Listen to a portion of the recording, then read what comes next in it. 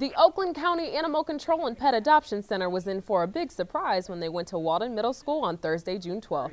Not only were they greeted by 7th grade teacher Gwen and her smiling students, but also large bags of dog and cat food, toys, and what else? A setup in the home ec room where the students would make dog treats and blankets while hanging out with a few furry friends. We're going to kind of hang out with dogs, make some treats, make some blankets, and have a little bit of fun.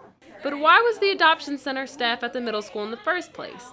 They came by to personally thank the students who had a penny war to raise money for the animals. You guys were so generous, and I just can't thank you enough. The dogs can't talk and the cats can't talk, so they asked us to come and talk for them, and they wanted to say thank you. We wanted to come here today and thank them and have our animals thank them, do a little presentation, and I think they're going to make us some treats and some blankets, so it's all good. They're giving back to the community, and we're very appreciative of it. Social studies teacher Gwen Anderson came up with the idea because it was something she did in middle school. She collaborated with the student council, and after a few rules were set up, they introduced it to the students. It's kind of like a homeroom, but a class where our kids can really build relationships with their teachers.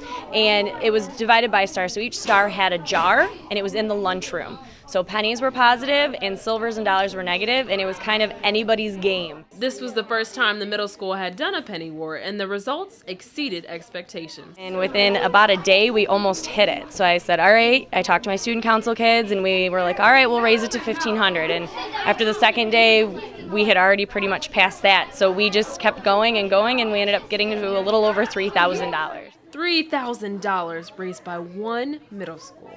How'd they do it? Teamwork, parent help, and keen determination. I had just pennies and stuff lying around my house, so I gathered up that stuff.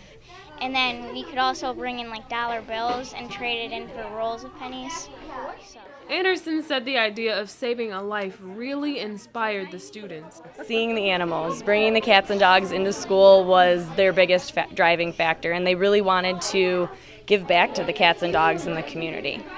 But what's even more meaningful about these kids is their own personal reasons for helping the animals. It's nice to actually help them out and make sure that they're safe and get things that they get to eat and lay down and be comfortable. We need to help them and get them to safety and families. All proceeds will go to the Animal Control and Pet Adoption Center towards things they normally might struggle to pay for, such as food and medical bills.